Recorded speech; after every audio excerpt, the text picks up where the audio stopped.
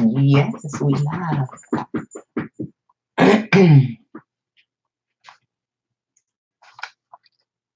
All right, people. We got 7 minutes. Let me play around with a few things while I'm here.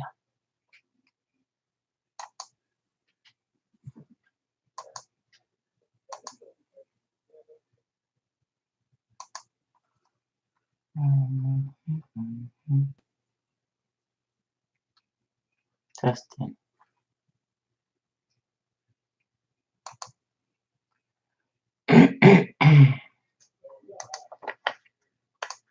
All right, let me get this over to Facebook now.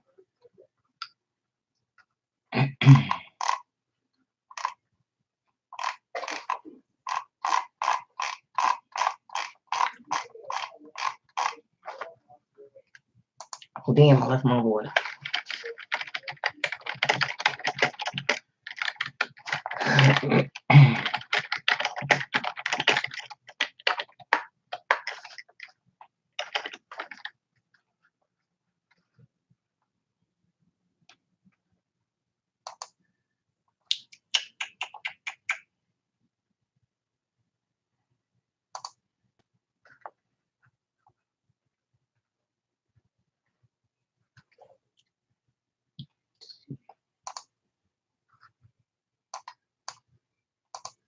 Attention, I need somebody. Attention, I need somebody. Attention, I need somebody. Attention, I need somebody. I can't speak words of. What's up, fam? Got some theme music, y'all. What you think? What you think? What you think? I can't speak, you don't want me. Look, you sometimes, yo.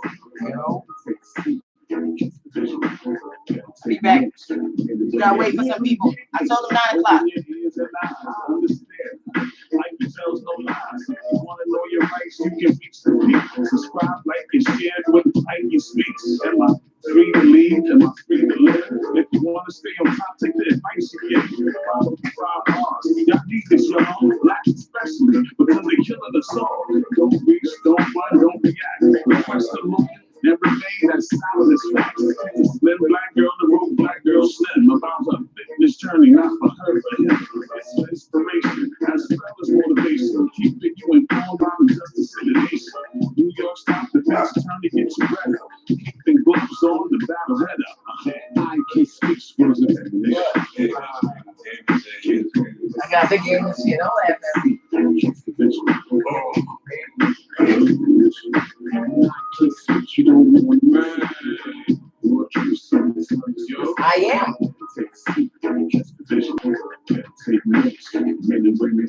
I can speak words of admonition. I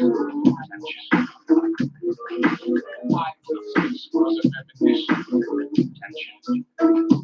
I can speak words of admonition.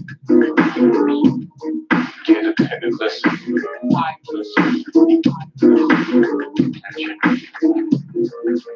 I can speak words of admonition. Get a pen and listen. Catch the vision. I can speak. You don't want to.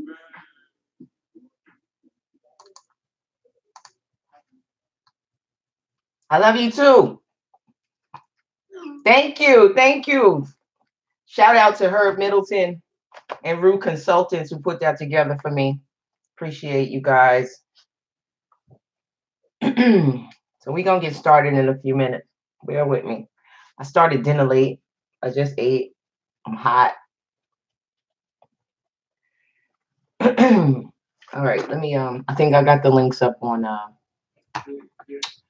YouTube. Let me get my life together. I think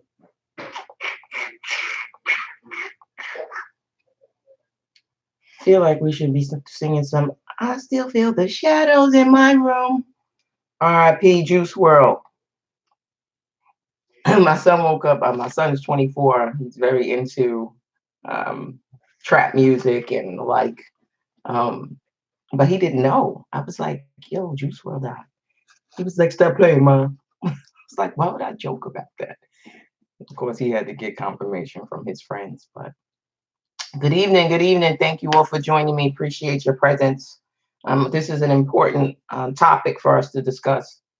So I appreciate all of you joining me. I'm going to tell you at the outset, I have a moderator who's going to help me stay on track because I really don't want this video to be longer than 30 minutes because I actually want people to come and watch and get informed.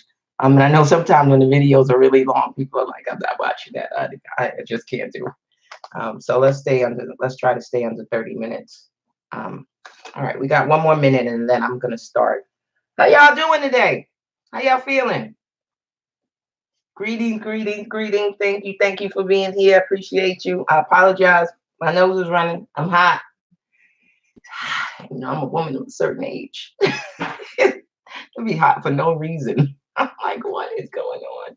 And I got windows open. Let me open another one. Oh. Okay. Maybe that'll help me. Oh my God. About to tear this curtain down. Oh, shoot. It's almost 9 o'clock. It's been a lot going on in the world. But today we're going to talk about something that's really important. How's everybody? You can see me, you can hear me. Everybody can see and hear me. Hey, Ali Bay. Thanks for joining me. Thank you, Jeremy Boyd.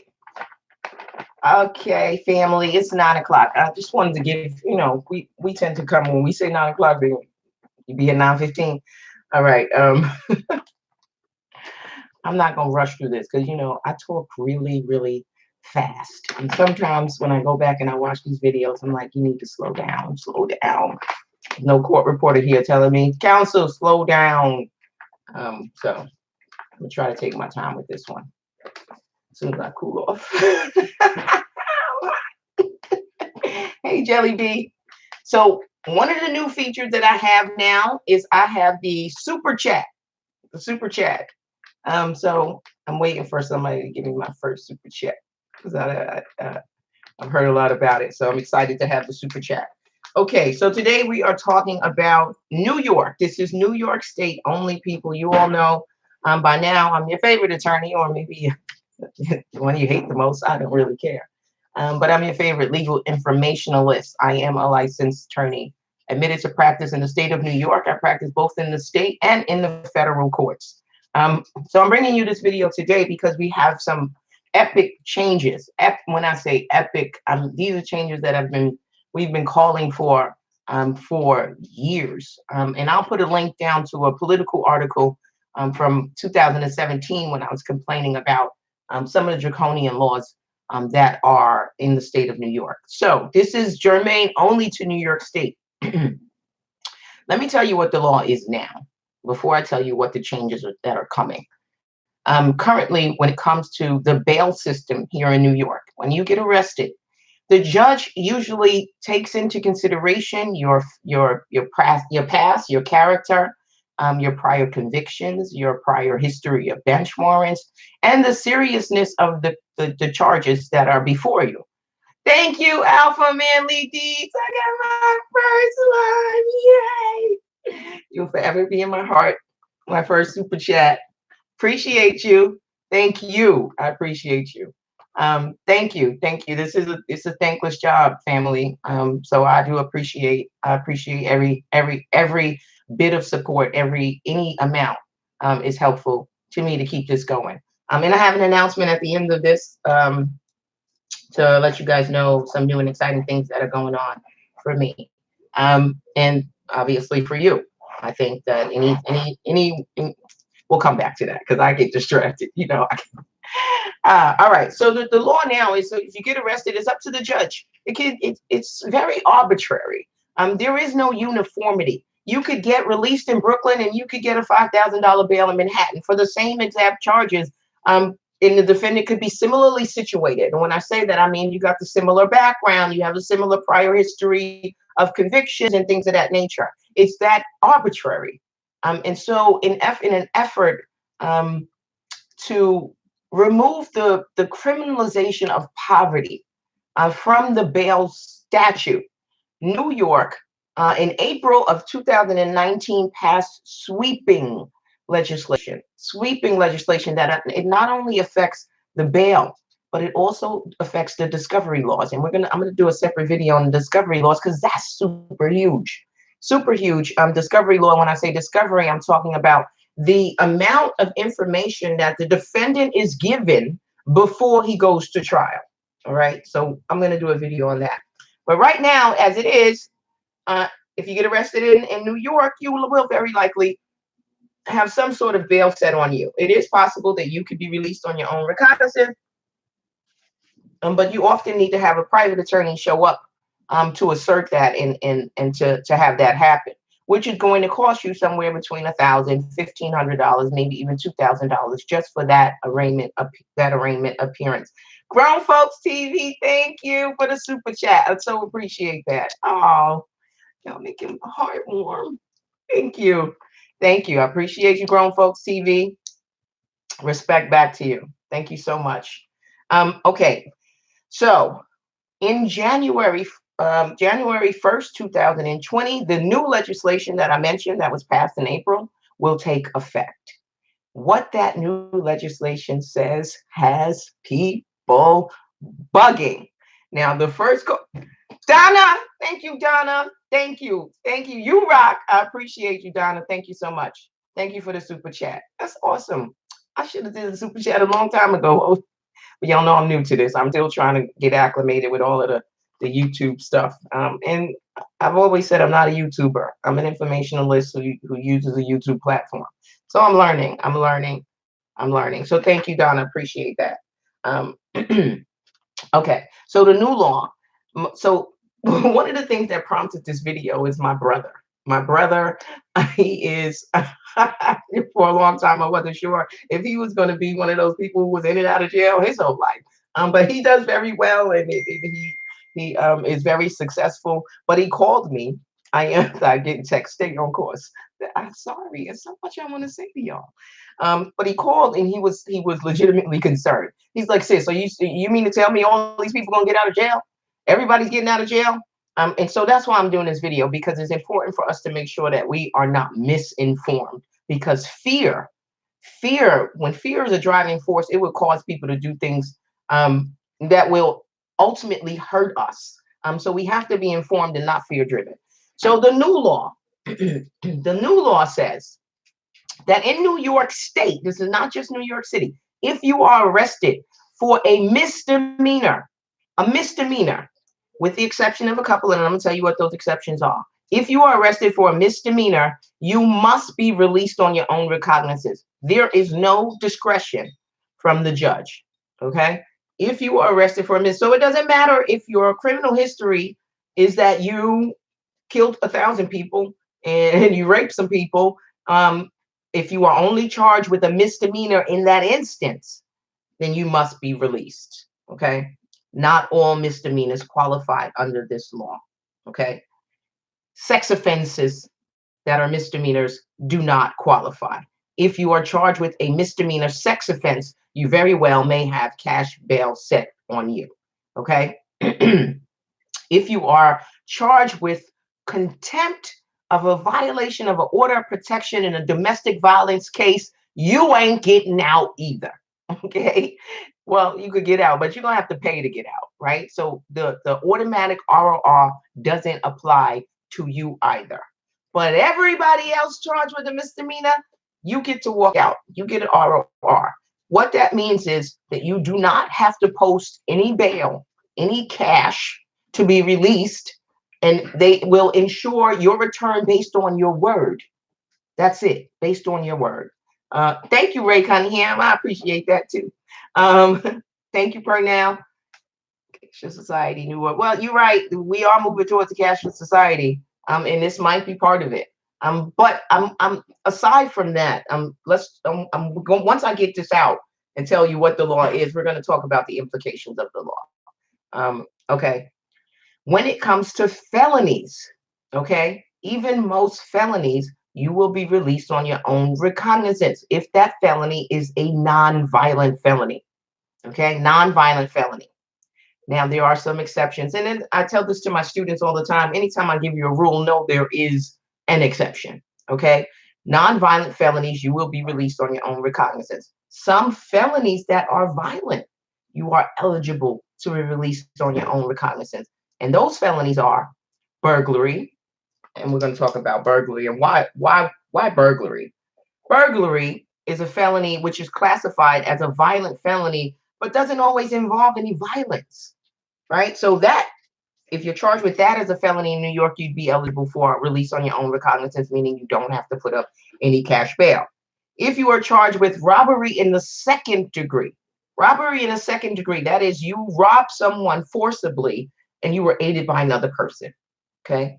Robbery in the second degree doesn't involve anybody being hurt or you using a weapon, things, but it's still classified as a violent offense because you use force to affect the crime. All right, everybody following me? All right, so there are some exceptions. There's two more. A1 drug felonies. Let me tell you something. I used to be a narcotics prosecutor. If you got picked up on an A1 drug felony, you were automatically remanded. Automatically remanded. Yes, because an A felony is the equivalent of murder. That's what an A felony is in our jurisprudence. And so we don't let murders out. So we don't let people who are charged with A felonies, even though they're non-violent drug felonies. So that's changed now. That's changed. Even if you're charged with an A felony, you can be released on your own recognizance.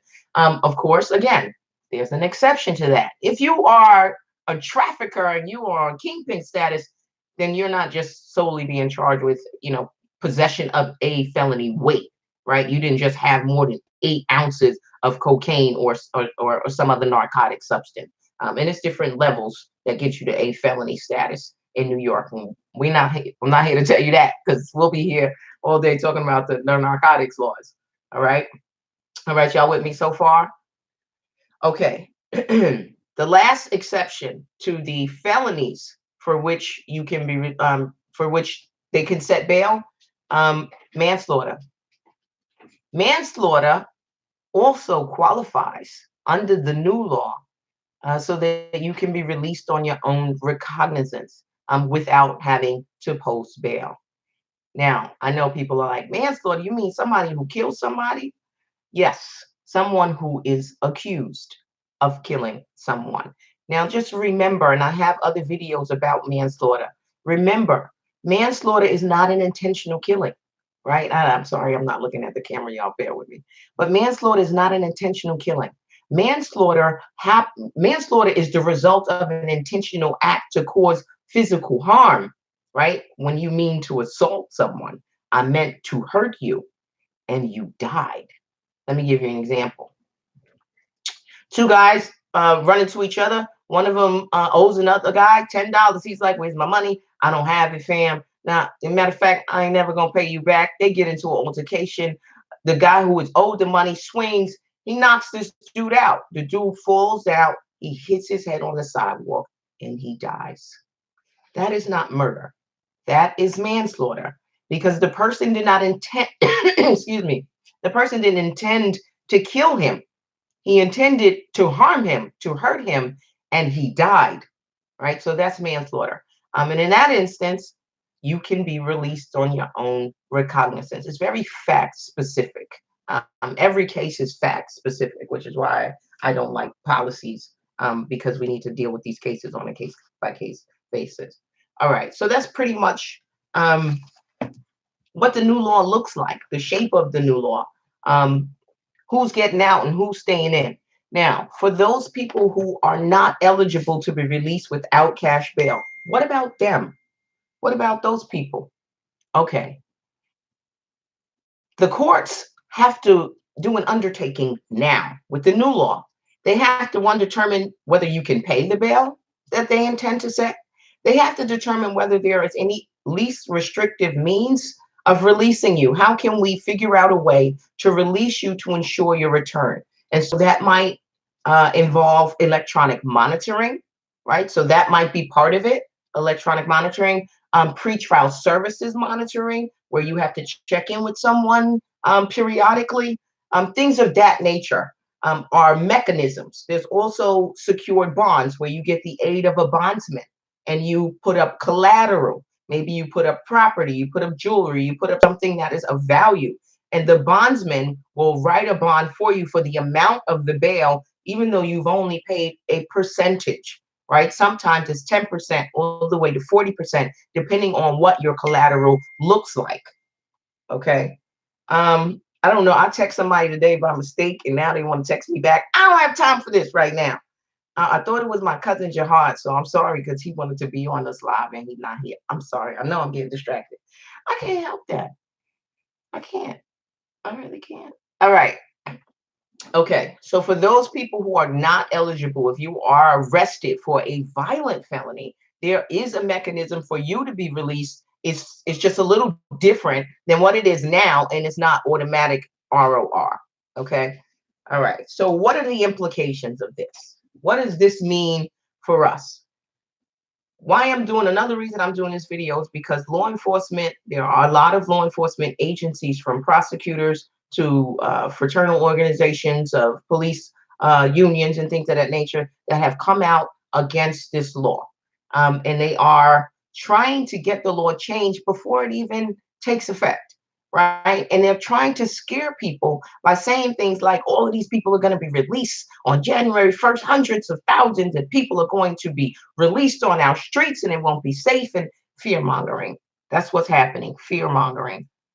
New York doesn't have chances bail bonds. Thank you for coming. Does New York have pretrial services? We do have a pretrial services organization. Is the Criminal Justice Agency, and they do an assessment. They do a risk assessment of the defendant at arraignments. Excuse me. I told you I just ate. They do a risk assessment at arraignments, which includes gathering information about your community ties, whether or not you have family coming to court, whether you have a working phone at home, whether you have a job and you're gainfully employed, whether you have failed to return in the past. Do you have a history of bail warrants? And there is, it's not an when you say algorithm, I'm thinking more computer. It's a numbers game. And then they calculate based on those factors what your risk assessment is, and they make a recommendation to the judge. That won't happen with misdemeanors, because the judges have no discretion when it comes to those misdemeanors that are enumerated to be released, enumerated that you are to be released on your own recognizance. So there won't be any of that.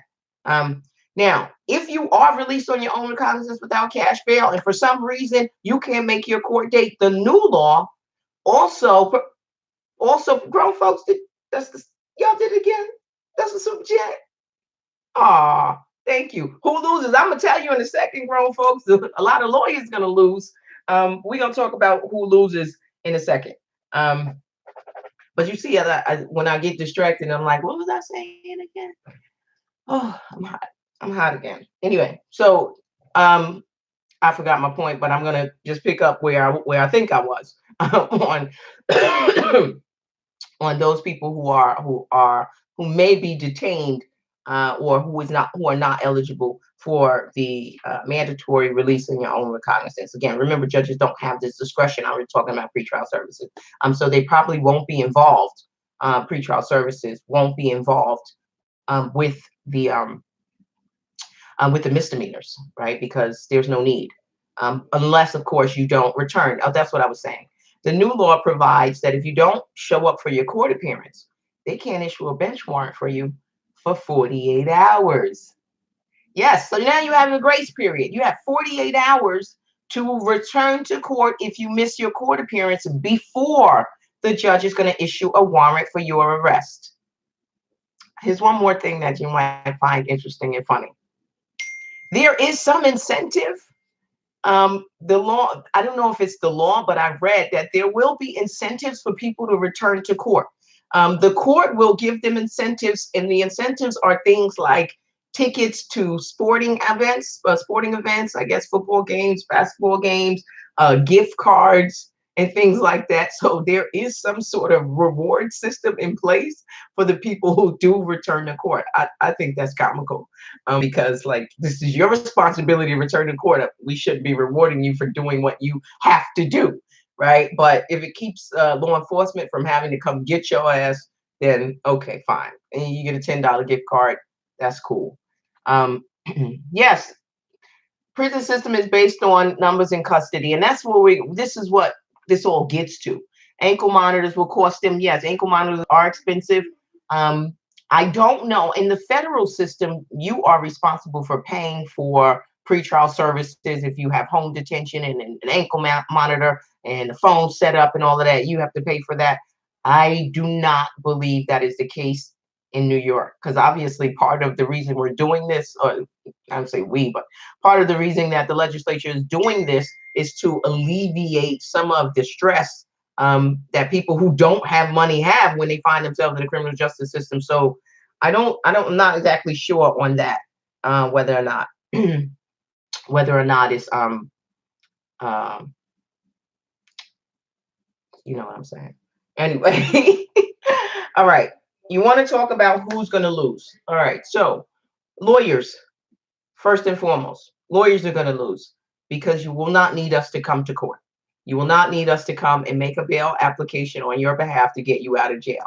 It used to be that arraignments was the most important part of the criminal justice process because it would dictate whether or not you fought your case from the inside or you fought your case from the outside, right? And so that matters.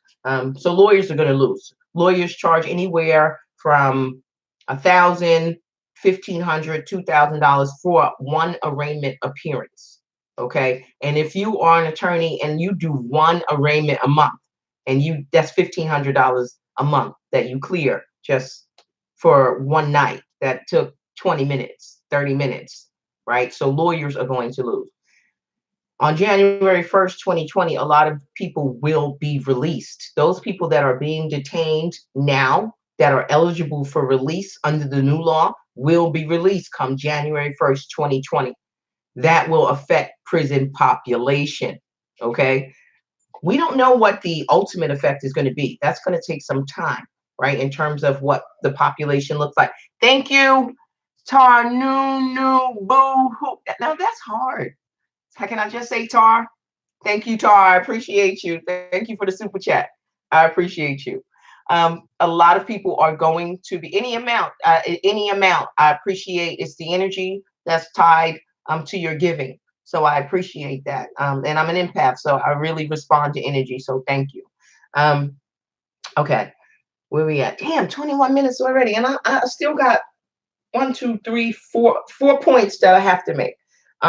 All right, so losses. It remains to be seen how this will affect the prison population. Now, keep in mind that these are prisoners that have not been sentenced. So this is not going to affect the population of state prisons because those are prisoners who have already been sentenced. Okay, this is people who are awaiting trial, right? And that brings me to my next point. These are people who have been accused of a crime. They haven't been adjudicated guilty. If we want to be true to ourselves in the system that I say that with a grain of salt. But if we want to honor the system for what it purports to be, then people are presumed innocent. And if they're presumed innocent, then why would you be holding them in jail? Why would you be holding them in jail? There's no justification for that, right? And what cash bail does everywhere, not just New York, cash bail criminalizes poverty. It criminalizes poverty because it doesn't make a distinction about whether or not you're dangerous, whether or not you're going to reoffend. That's not the assessment. The assessment is solely whether you can pay to get out. And that doesn't keep anyone safe. All it does is create a dynamic where there's a disparate impact of people of color because there is an inextricable connection between race and class in this society. Okay, you can't get away from it. Most of the people that don't have money are people of color, right? In the system disproportionately. Okay, I'm not saying that there aren't white people that are poor there too. Um, and this law is going to help them. This is going to help anyone who finds themselves in the criminal justice system who cannot afford to make bail. Let me give you this scenario. This might elucidate something. You've got two people, both of them are charged. Let's say both of them are charged with burglary, right? It's a violent crime under our law because it requires that you enter into a dwelling, right? And we tend to think our homes are sacred, which is why it's a violent crime, because you entered into my dwelling with the intent to commit a crime. You didn't have to commit a crime, but you had it in your mind, your mens rea, to commit a crime, right? With the intent to commit a crime. So that's a violent felony, right? And so you could be charged with that crime. Now, let's say you go to court. We've got two people. They both go to court. One person gets set 10,000. They both get $10,000 bail, right? One guy has $10,000. He can pay the bail. He gets out. The other guy doesn't have $10,000, so he can't get out. He has to sit there in jail and wait a year or two for his case to come to trial. Listen, I'm going to invoke Khalif Browder right here because that's precisely what happened to him. We're not, as a society, looking at these two different people and saying who is more dangerous. We're not. We're saying who can pay. Who can pay? And that criminalizes poverty because the person who can pay doesn't make you more safe. It doesn't make you more safe than the person who cannot pay. They both are presumed to be innocent. Ankle, okay. Chances bail bond. Thank you for that. Ankle monitors cost $10 to $12 a day. That's going to be a problem. And you know what? I can see the ACLU bringing class action suit against that. We'll see. Cash bail doesn't keep people safe. I agree. It is accountability measure only. It just doesn't. It really doesn't because just because you paid money doesn't mean you have the moral suasion, right? Moral suasion to one, not commit another crime, or two, even return to court. Right? What if you have a disposable 10K? You like, I got out on that. I'm not coming back. It doesn't ensure your return. We hope that we hope that 10,000 is too much for you to lose, right? But what if it's not?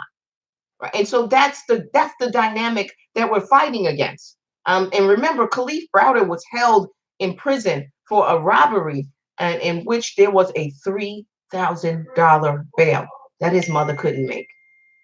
$3,000, and I'm a mom, man, and let me tell you, that breaks my heart because I know that she would have given everything just to be able to get her son out of jail, just to be able to get him out, and she wasn't able to do that.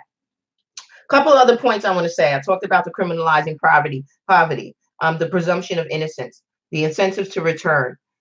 One of the biggest benefits of this law, I believe, is that it will prevent people from pleading guilty simply to get out of jail. Okay, that's huge. When people are arrested and detained pre-trial, if you have an apartment, there's nobody there to keep your apartment upkeep. If you have a job, you lost that job. If you can't get out, you might lose your spouse. You might lose your girlfriend. You might lose your boyfriend. You might lose your husband. You might lose your kids. You might lose custody of your kids. There are so many implications when a person is arrested and detained and can't make that bail. Like it really is. So there are people who don't care. It's not about guilt or innocence for them. They just want to get out. And so they will plead guilty to a crime they did not commit for self-preservation because I need to go to work, because I need to pay my bills, because I need to maintain my housing, right? There are some people who are on government housing. If you're on government housing, right?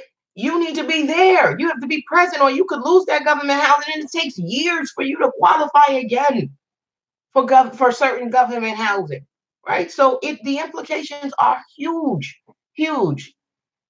65 a week in Virginia on that's the ankle monitor. Thank you, Mac. I appreciate that.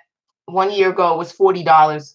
Yeah, I mean, listen, there will be people who are going to try to milk this, and that's why Jay-Z said to have invested in ankle monitors. 187 Peter Pan. Thank you for that comment, because there will be people who will exploit this new law in some way. They'll find some way. And so, if there's a company out there who is specializes in ankle monitors, so they are going to be looking to get paid. But again, the ankle monitor thing, that's only for people who are charged with serious violent felonies, right? And ankle monitors is only one measure in which a judge can consider to ensure that person's return. There's only one measure, right? They still have to look for the least restrictive means, and ankle monitoring may not be the least restrictive means, right? It may be the most restrictive means, right? But the court has to fashion the least restrictive means. And so if someone can demonstrate they can't pay $10 to $12 a day for an ankle monitor, then that might not be something a judge can impose, all right? Because they have to consider your ability to pay. That's one of the things that the law requires, that the court consider your ability to pay. All right, so that's important. But back to my other point, that is really my concern. Is people who are pleading guilty to get out, and prosecutors don't understand this phenomenon. They don't. I recently was talking to a prosecutor, and I have a client who testified in the grand jury, and he has a spotty criminal history, but this case is bullshit. The case is really bullshit. But his history is so bad that the offer is state prison, right? The offer is state prison. And I seriously have asked him to consider taking a plea, because if he loses that trial, because he's what we call a mandatory persistent, he could get 25 on a bullshit case. So it doesn't always come down to guilt or innocence, right? Sometimes it comes down to whether or not it's worth the risk of taking in a system that you know is inherently unfair to people who look like you. Prosecutors who don't look like you don't get that. They don't understand that, which is why a prosecutor would say to me, well, how about I offer him a low sentence, but he's got to take something on perjury, because he lied in the grand jury. He said he didn't do it. How about he really didn't do it, but he's fucking afraid, and y'all know I'm getting mad, right? All right. I gotta stop. Grown folks, thank you. Stop. You look like someone with a warrant. I see warrants on the rise. Well, remember, grown folks, remember what I said. Thank you. I appreciate you. Thank you so much for the super chat. Grown folks, the thing is, with respect to the new law, is you have 48 hours. You have a grace period. And now the courts are going to alert you the day before your court. They're going to text your cell phone. You got court tomorrow. All right. So there are a number of mechanisms in place to even remind defendants that you have to come to court. Right. Which, I would think nobody should have to remind you, but that's even a benefit to remind you. And if you miss your court date, again, you have 48 hours to return to court and explain what happened. Okay. So maybe warrants won't be on the rise, right? Because just because you got out doesn't mean your case is over. Doesn't mean the case is over. Case is not over. You have to come back and fight your case. But you got a better chance fighting your case from the outside than you do from the inside. Okay. You have a better shot because you are in a better position to assist your attorney in that case. And, when you're in, the access is severely limited. Access is limited. I can't pick up the phone and say, listen, I was just looking at this paperwork. It says X, Y, and Z. What is that about? I can't do that if you're in jail. I can't do that. So it affects my ability to be effective in your defense. So I'd rather you be out. I'd rather you be released and walking around and helping and assisting in your own defense. Okay. Let's see. Don't stop, Ike. Thank you, Mary. I know sometimes, oh, goodness. I'm so passionate about this. These dynamics that work, there's no black and white. And, if you were watching the impeachment hearings and all of the disingenuous comments from many Republicans saying things like, all of this is done in secret. This is done in secret. Where's the whistleblower? Let me just liken that to grand jury presentation. They're all done in secret. They're all done in secret. And oftentimes the complainant is not known to the defendant. Oftentimes in a complaint, it would say a person known to the DA's office. That's the equivalent of the whistleblower. Those people get protection up and until you are at the point where you get to exercise your right to confront. That is not available in the investigatory stages of a case. Donald Trump, Republicans, because if what they did was wrong, then every grand jury proceeding in this country is wrong because it's all done in secrecy, all of it. All right, I'm getting off on a tangent. Y'all know how I get. All right, let me just I'm gonna put a couple of links in. There is a bail reform summary that is pretty good that was done by the I'm going to give them credit where credit is due. The Center for Court Information. I'm going to post the link to that on the video, and it gives you a little summary just to recap some of the things that I spoke about. Excuse me, here today. I think I covered everything. Y'all got any questions? Because look, it is 9:34. Woo! I got that in 30 minutes. I know I probably missed a bunch of comments, and I apologize for that. What I will try to do is go back. I have clients who on pretrial. It's like probation. Yes, it is chance bail. Chance. I still believe cash bail should remain a release option while pending trial. You know, my only problem with that is, again, there are people who cannot afford cash bail, and they are no different than the people who can. They are presumed innocent as well. And there is no argument to that. There's no retort. There's no comeback. They are presumed innocent as well. They are not more dangerous than anyone, right? So if we are going to have a cash bail system, then we have to take into account to the people who can't afford cash bail. And there right now is no alternative. There's no alternative to cash bail for the people who can't afford it. And so if there was an alternative, then maybe we would be talking about that, but there isn't. There isn't. You should run for office. This is my house, and my office is a disaster, but thank you, Grown Folks TV. I appreciate that. I was looking forward to some hand-to-hand combat. We need more attorneys like you. Thank you. I appreciate that. I do. I appreciate that. All right. I'm just looking to see if I missed any comments because I know you guys bring up some great points. I think if you have a parole violation, you wouldn't receive a bail hearing. I'm not sure. Okay, so if you are arrested on a new case and you are on parole, what matters is if your parole officer drops a warrant on you, right? Your parole officer might be cool with you. I've had cases with defendants who are like, my parole officer's cool. They're not about to violate me for this bullshit, right? Maybe the case is weak. Maybe, you know, you got picked up because you had an open container or something stupid like that, which technically is a violation of your parole or probation because you are supposed to not get any new cases. You're supposed to live a law-abiding life and not get rearrested like you have any control over that. But in those instances, if there is no warrant, what we call a parole hold, then the judge has to release you. If it's a misdemeanor, you still have to be released.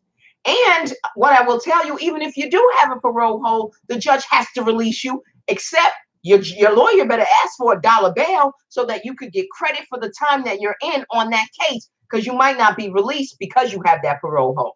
Okay, but it's not going to affect the judge's decision making a determination as to whether or not you are eligible under the new law for release on your own recognizance, because they don't have that discretion.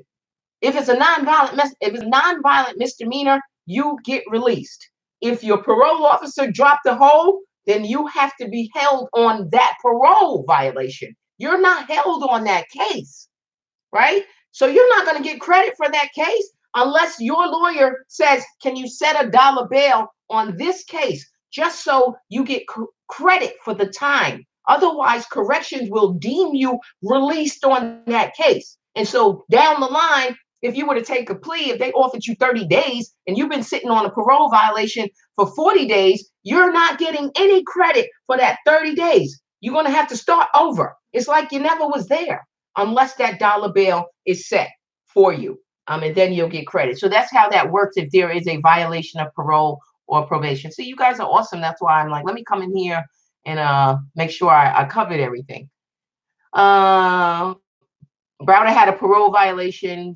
Sharp & Company attempted to get him out. You know, not only, okay, a number of times Khalif Browder went to court and was offered a deal to plead guilty right there on the spot, and he would be released.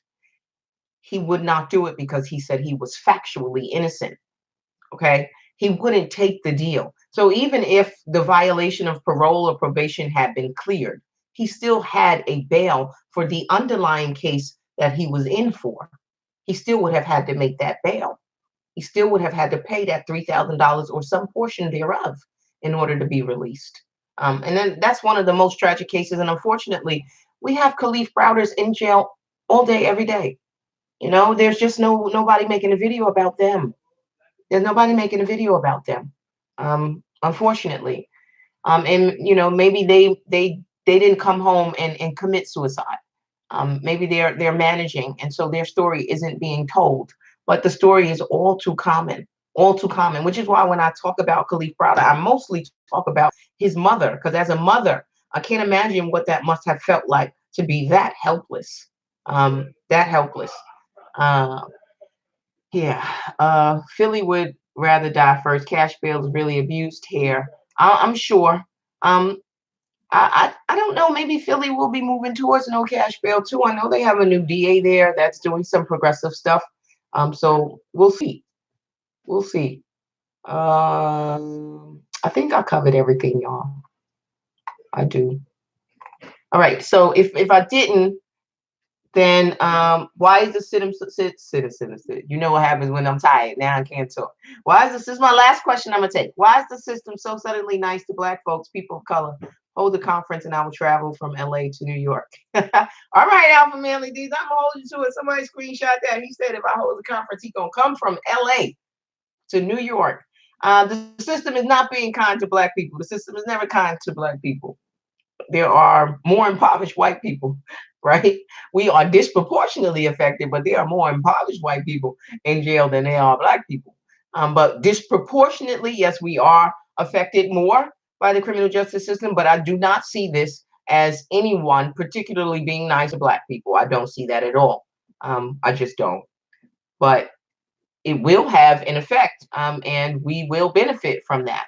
Judge is crazy with setting excessive bail. Yes, they are. That's one of the things that they are able to do. Now we have the ability to have that bail reviewed. We can have it reviewed by another judge in that building, or we could take it to the appellate division and have it reviewed on a writ, on a habeas writ. That's possible. But a lot of lawyers aren't willing to go that extra mile, unfortunately, especially if they're appointed and they're not paid and they don't have anything vested in your freedom. They may not go that the distance for that. But there is a mechanism if the bail is set too high for you to seek one. You can ask for the judge to reconsider. You often need to have a change of circumstances if you are asking for the bail to be reduced. However, if you think the bail is in violation of the Eighth Amendment, cruel and unusual punishment, you can appeal the bail to the appellate division on a writ, on a habeas corpus writ. I think I did that for Foxy Brown. And I don't think we won. I think our writ was denied. It's been a while, but I think that was that was the case. But we did try. So Chris, we went through the whole why no cash bail. So I'm gonna ask you to go back and watch the videos, to watch the video from the beginning, because I don't want to start it all over, because we are ending in good time.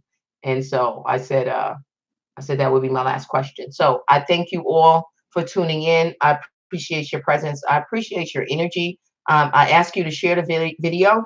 I ask you to subscribe to my YouTube channel and hit the notification button so that you'll know when I'm going live. Spread the word. Oh, I did say I had an announcement. Oh, I know I'm about to get a text. You didn't. Okay. I am going to be on. Can you type it, Rod? He's on here because I'm terrible. I want to get the date right. Okay. December 18th at 12 o'clock. I am going to be on the Law and Crime Network here on YouTube. The Law and Crime Network. I'm going to be on with the esteemed Linda Kinney Bodden, who is the wife of the renowned former chief medical examiner, Dr. Bodden. So I'm looking forward to that. I'm really excited. If you've been following me for any time, you know that I used to do TV commentary a lot I think I was on every week almost, maybe every other week. Court TV, True TV now. And then they moved their studios to Atlanta, and I was like, okay, so that's over. But it was fun, and I enjoyed it. I'm going to be doing some commentary on probably some press case. I don't know what the case is yet. But so tune in. I'm going to let you guys know. I'll probably be talking to you before then. What's today? Just 10 days between now and then. I'll talk to you again before that. We've got to talk about the new discovery laws, because New York used to be known for what's called the blindfold discovery, which means we pretty much was fighting against, the wall, until trial. And then we got all this discovery, a deluge of discovery that we had to try to digest and form some sort of effective defense. That's over. That's over. And so I might not have to be a magician so much. All right. So I'm going to go. I love you guys. I really do. I wouldn't do this if I didn't love you. All right. Share the video. Take care of yourself. Govern yourself accordingly. Okay. All right. Look, I'm looking for the button to end the stream. I love you. I really do. All right. Take care. Peace.